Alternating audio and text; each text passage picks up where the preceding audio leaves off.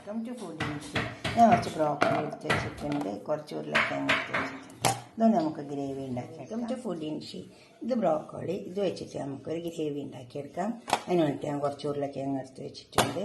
ആദ്യം നമുക്ക് ഇതൊന്ന് ചൂടുവെള്ളത്തിലിട്ടിട്ട് ഒന്ന് വാഷ് ചെയ്തെടുക്കാം.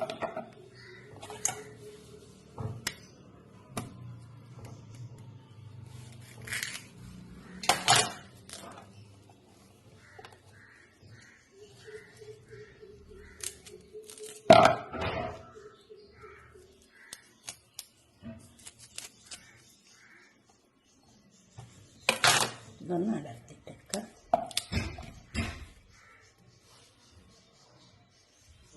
ഒഴിച്ചു കൊടുക്കാം.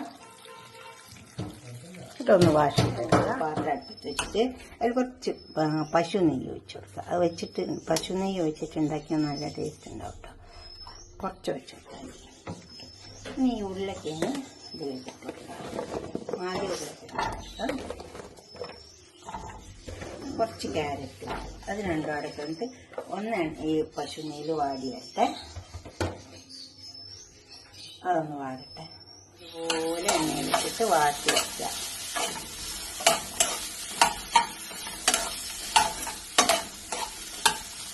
ഇത് ഒരു വിധം വാടി വന്നാൽ നമുക്ക് ആ ബ്രോക്കോളി ഇതിലേക്ക് ഇട്ട് വെക്കാം.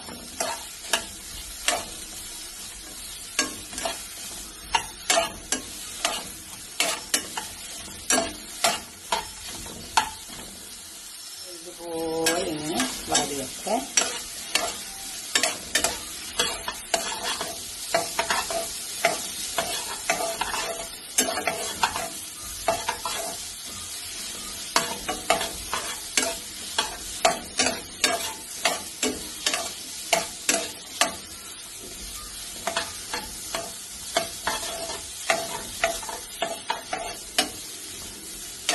ഒരുവിധം വാടി വന്നിട്ടുണ്ട്. നമുക്കിത് മാറ്റിയതിൽ നിന്ന് ഇതിലേക്ക് കുറച്ച് സവാള ഇട്ടിട്ടാം. കുറച്ചിട്ട്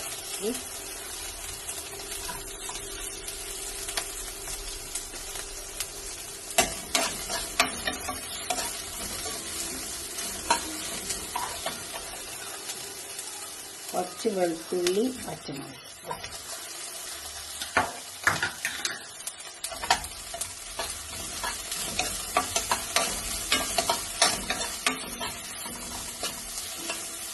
സവാള ഒന്ന് നിറം മാറി വന്നാൽ മതി. അങ്ങനെ മൊരിഞ്ഞ് വരേണ്ട ആവശ്യമൊന്നുമില്ല.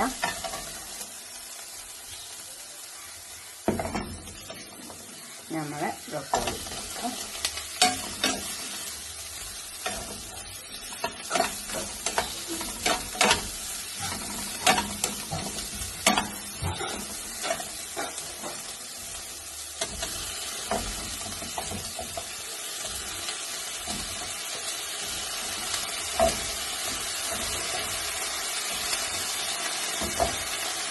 ഇതും അതുപോലെ തന്നെ ഒന്ന് നെയ്യിൽ വരുന്ന വാടി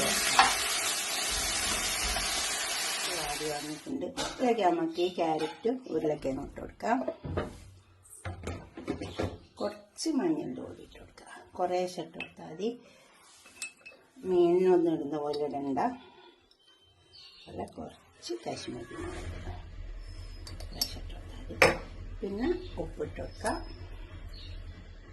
ഉപ്പ് ആവശ്യം പോലെ ഇടാവുള്ളൂ. ഉപ്പ് കൂടിയാൽ വലിയ ബുദ്ധിമുട്ടാണ്. കുറച്ച് കുറഞ്ഞു കിട്ടണമെങ്കിൽ ഇത് നന്നായി ഇറക്കി കൊടുക്കാം.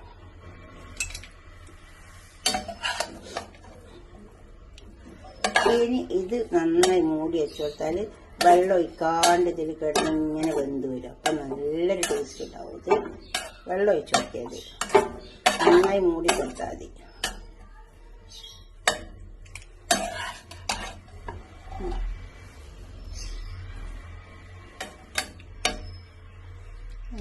ഉപ്പൊക്കെ ഇതിനെ മൂടി നന്നായി മൂടിയിട്ട് വേവട്ടെ.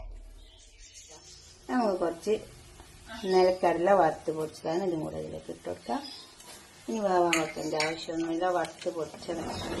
നമുക്കിതിനെ ഒരു പാത്രത്തിലേക്ക് സെർവ് ചെയ്യാം.